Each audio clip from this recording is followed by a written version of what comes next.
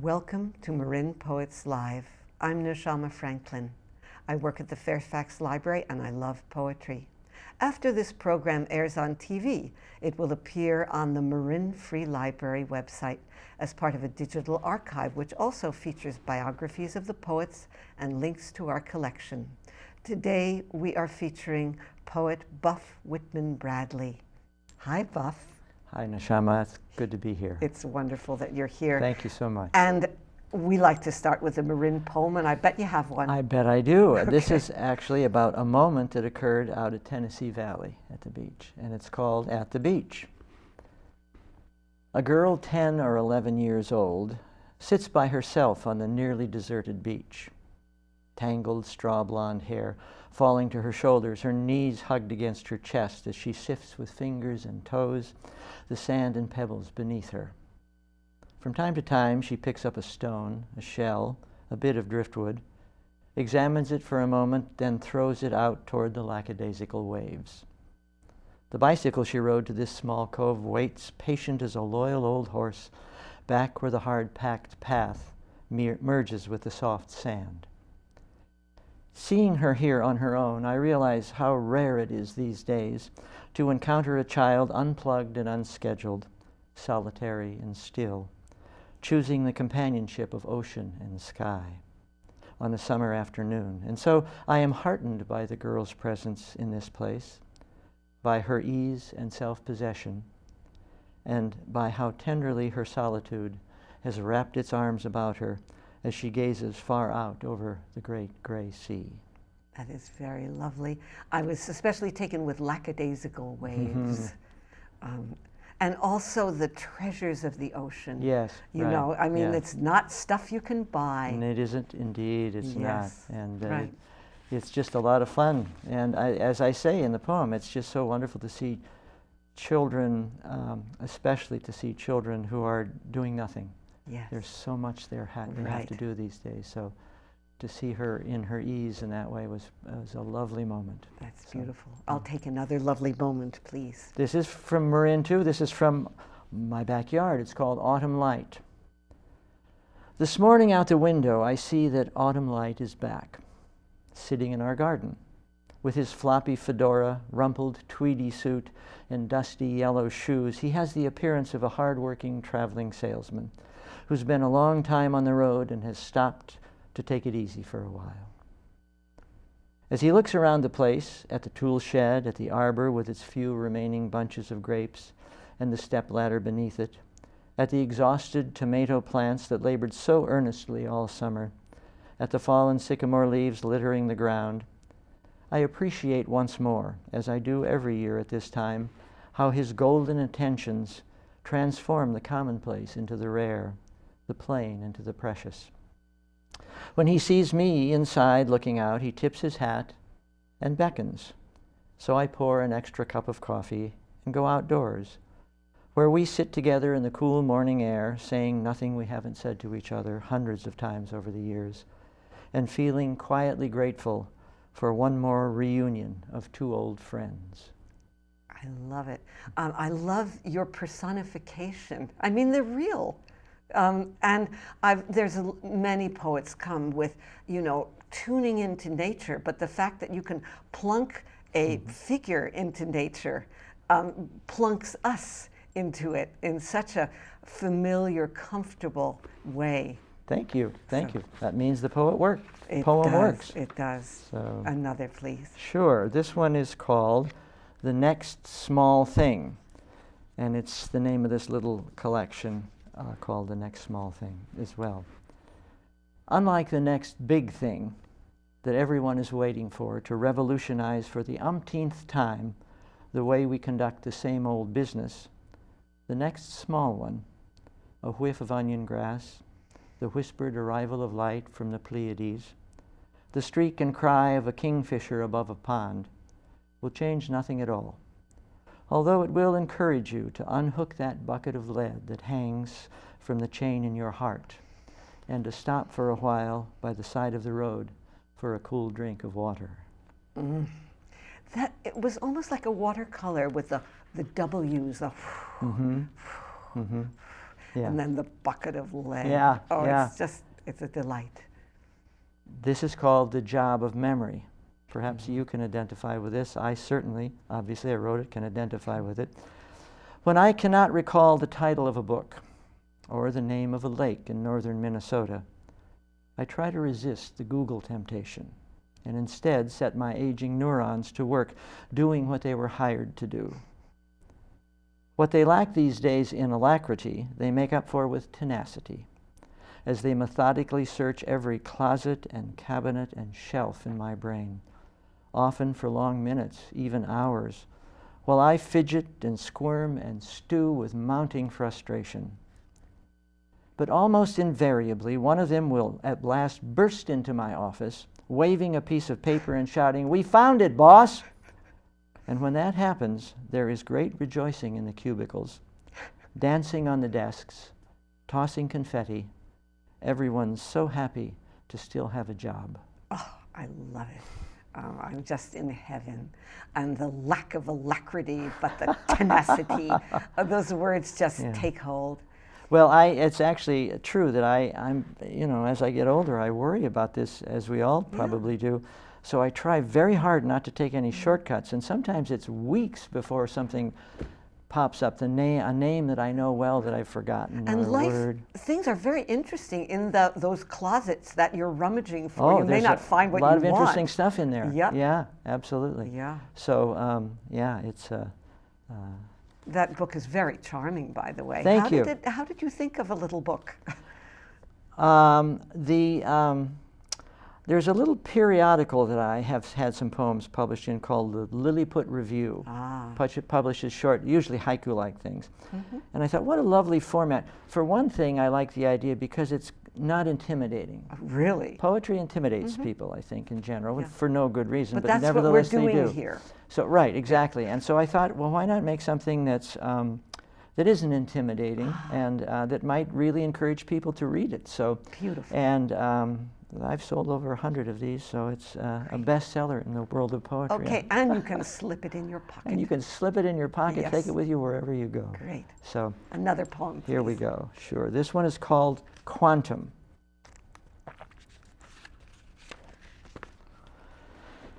Yesterday evening over dessert, our neighbor, who knows much about such matters, told us that according to quantum theory, there are an infinite number of parallel worlds, and in each one a version of you and me and everyone else engaged in variations of what we are doing right here, right now.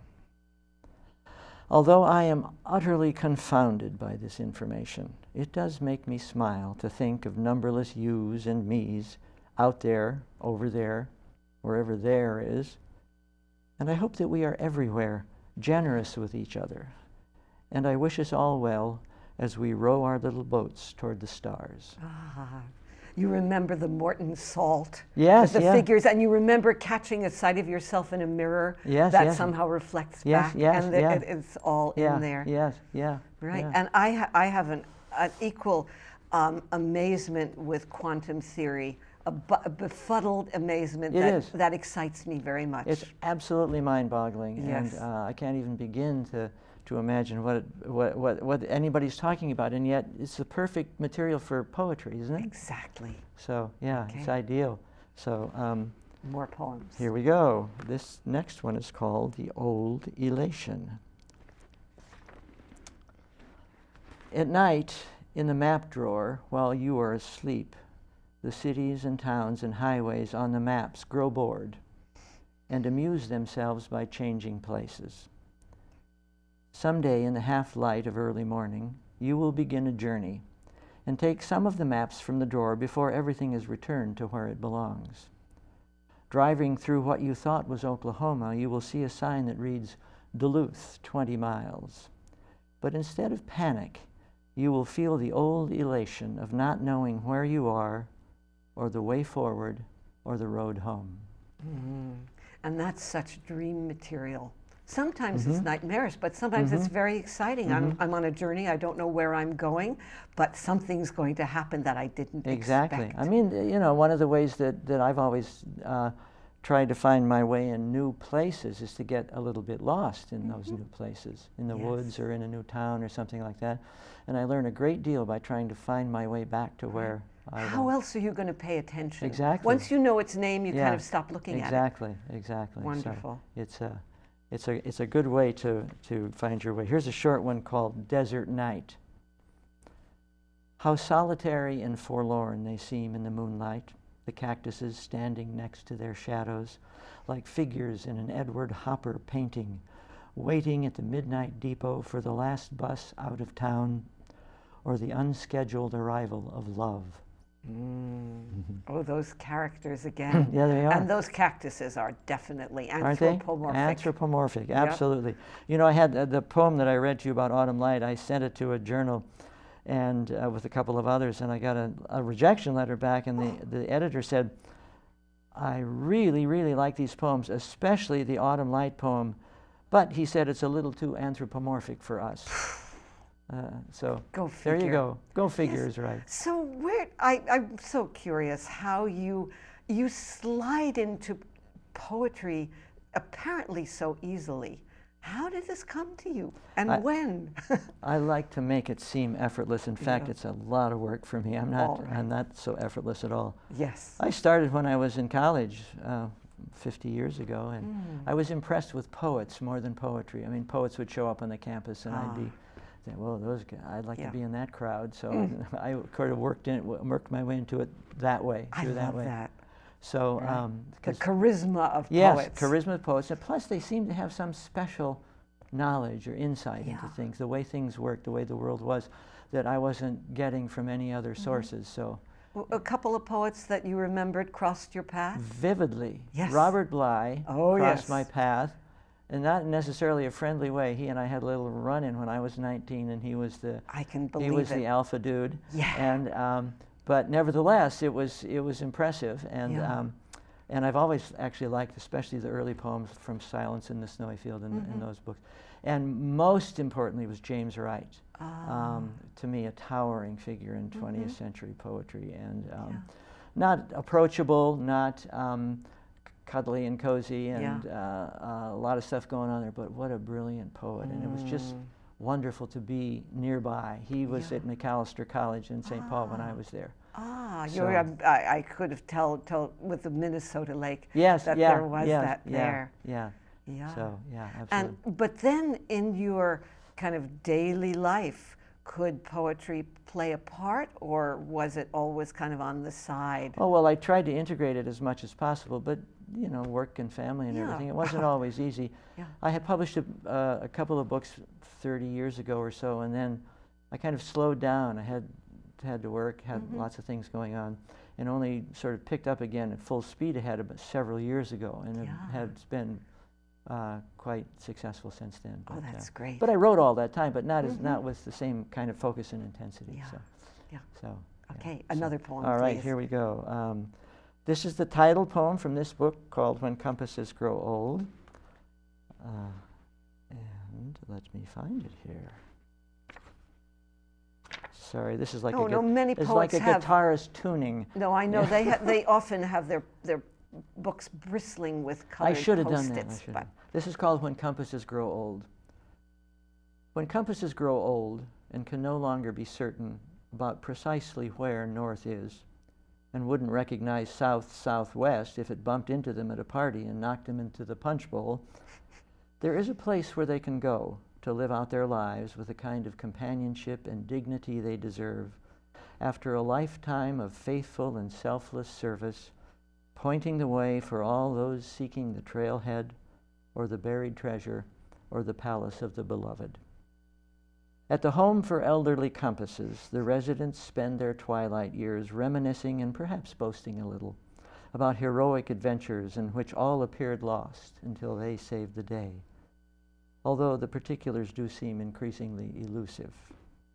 And when someone's nephew, a shiny young GPS just out of graduate school, comes to visit, they gather around and listen politely to his tales of satellites and microwaves and other wonders of new technology, although they are utterly baffled by what they are hearing. And after the nephew leaves, they shake their heads slowly and cluck to each other, about how easy kids have it today. Like ours, the sleep of elderly compasses is not always untroubled. There are nightmares about torture by naughty children with horseshoe magnets, or being mistaken for pocket watches and smashed to bits for failing to tell the time, or tossed into the back of a dusty drawer with a tattered topographic map and a rusted pocket knife to be forgotten forever. But morning does come, and as the old compasses take their toast and tea and winter light washes into the room through east-facing windows, the bad dreams fade, and recalling as they gaze into the pale, cold sky how they helped so many navigate their way over howling mountain ranges, through tangled woods and swamps, across trackless immensities, the compasses feel no urge themselves for new journeys, content now to be just here, where all directions start. That's such a tribute to the age we are becoming. Yes, yeah. And so you give up what you thought you were supposed to Exactly. be doing, and you just recognize that on Yes. many levels it worked. Yes, And yeah. now you take your comfort. Yes, yes. And also, I love the concept of the upstart GPSs, which don't do what the compasses No, do. They no. can lead you into the water because they didn't know the bridge was out. Well, I always like, it's the same with watches, I like the analog. I like to see where I am in the context of a larger a day or a larger place or something, not just the direction I'm supposed to be going, but where are all the other directions? What are they doing now? So That's a lovely yes, one. yeah. Okay. So another poem. Just Here's keep one. them coming. Here's one called Old Dogs. I sit by the creek and throw sticks for the old, great-hearted golden retriever. He splashes through the water like the puppy he was, up onto the opposite bank to fetch each one, but he brings it back only part way. He has done this before. And it drops onto the ground out of my reach. Then he stands over it, panting, triumphant, looking me straight in the eye, daring me to come and take it, and if I try, he will snatch the stick away, just as I am about to grab it. But today, I have outsmarted him. I have done this before, and brought along many throwing sticks. And so after each one he fails to return, I pick up another from my stash, which I throw, and he fetches and delivers to where he has dropped the others. As his pile grows larger, and mine grows smaller, I watch the sunlight coming in great broad sheets through the redwoods, and listen to the creek tell the stories it has always told. And when I throw the last stick, we both realize it is time to go. I stand up, he bounds across the creek one last time, and we head back down the trail. Two old dogs, no new tricks. Yes. Is that dog still with us? No. Oh, No. but what a beautiful Tribute, yes. to him and to the joy that you have with him. Absolutely. That in which sitting in the sunlight is so much of it. It's kind of like Yes. the dog is the sunlight in Yes, some ways. absolutely. And this was a dog with a very sunny disposition too. Yes. So loved to play it. As old as he was and as arthritic as he was, he still liked to romp a bit. So Yes. it was lovely. And I bet you still like to romp a bit as well. As well. Although I don't run after sticks as much No. as I used to. No. This one is called Horses. Very short poem.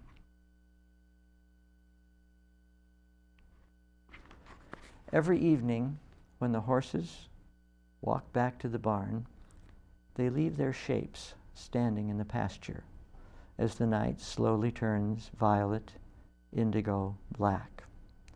On clear midnights, if you lie down among those shapes in the fragrant alfalfa, timothy, clover, and look through them up at the sky, you can see horses filled with stars.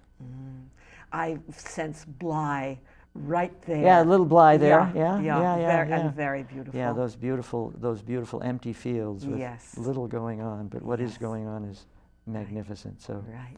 Let's just keep going. All I want right. as many of these as I can get. as we grow older,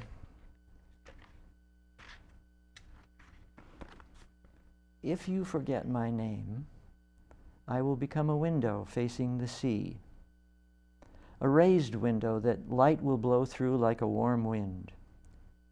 You will be walking in the sand near where the waves exhaust themselves and slide back out to the big water. You will be looking down as if searching for a lost piece of jewelry. Perhaps it will be my name you are trying to find. I will call out to you. It's me, I will shout. I am here. And I will say my name. You will look up and see in my polished panes flashes of sunlight, blue squares of ocean and sky, tiny reflections of yourself. You will smile and say, of course. Then walk to where I am and, like a young girl, hike up your long skirt to lift yourself up over the sill and step inside. That has a beautiful connection with the very first poem that you read, which yeah, I it's like. true. I never kind thought of a that. parenthetical. Yeah. I hope that this is not part of your actual life, that you have a partner. Oh, no, thank you. No. By the way, I should never do that with a microphone. I should never clap my hand. But it was, Yes. It's such a hard thing. Well, there are a couple of movies that we've seen that are very, very powerful about this topic. Exactly. One is called Lovely Still, and the other one is called Still Mine, I think. And they're both about the subject of people losing their memories and the touching relationship between the husband and wife under those circumstances. Exactly. So. About 4 minutes. 4 minutes. All right. Here's one called Struck by Starlight.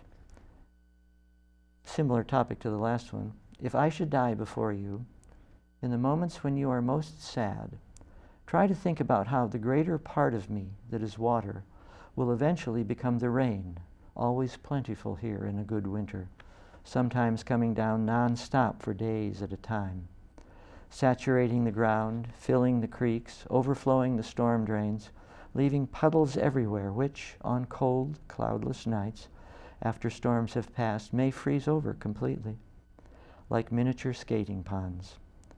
On one of those nights, put on a warm sweater and go outside to the front walk. Kneel down beside the frozen patch there just beyond the gate. Lean over and put your ear close to it, and you will hear the tiny ping the ice makes when struck by starlight. That will be me saying hello. Ooh, that's delicious. Okay. And water is it's both ubiquitous and very changeable. So as you were in life, right? Exactly. It's glorious and annoying. Yes, all at the absolutely, same time. Simultaneously. So right. An episode of grace. Every now and then, at odd and unpredictable moments, gravity loosens its grip, and everything lifts ever so slightly off the ground and hovers weightless for a breath or two. Most often in the midst of our jam-packed lives, preoccupied with payments and premiums and the pack of hyenas circling the house, we don't even notice what is happening to us. Or if we do notice something, we think it is merely a transitory dizzy spell, or perhaps a bit of lightheadedness due to low blood sugar. But early one evening, we will be standing by a creek, watching a small group of buffleheads as they pivot and dive in the indigo waters to feed off the bottom, and we will feel it, an infinitesimal dropping away beneath us, a gentle upward drift, all our ponderous anxieties and regrets left below as we float suspended in air. And although this episode of grace will last only a couple of seconds, after we alight and pick up our weighty belongings again, it will be heartening for us to remember in leaden times that we can always rise. Oh, yes. And again, I like the bucket of lead from the other yes, poem right. here. Yes, There's a same kind of feeling. Same really excellent imagery. A little less than 2 minutes. I bet you can get a poem in. I can get a little short one in here. Get a little short one in. Here's a little short one. Yeah. Fairly new. This is called Elsewhere. When you were able to escape at last, you strode away in 7-league boots, convinced that distance was its own reward. Now, from the promontory atop your decades, where the gales have subsided, and the air rings like a silver bell, and the view is generous and long, you look back to realize that however tirelessly you accumulated mileage, hauling yourself across continents and oceans, Whatever wondrous landscapes and intricately puzzling customs you encountered, and whatever revolutionary ideas spun you around and widened your gaze, on your resolute journey to elsewhere, you are never far from home. And there we are on that journey again. There we are. Yes. Always on the move. Yes, yes. Always on the move, but then sometimes suspended in grace. Yes. Which is, and sometimes like those compasses, not working anymore. A little uncertain of ourselves, exactly. but always moving. That's the best. So these poems are they're a combination of comforting and disquieting at the same time. And I've loved every minute of them. As have I. I thank you very much for having me on the program. Thanks. Thank you as well. Buff Whitman-Bradley. Thank you, Neshama.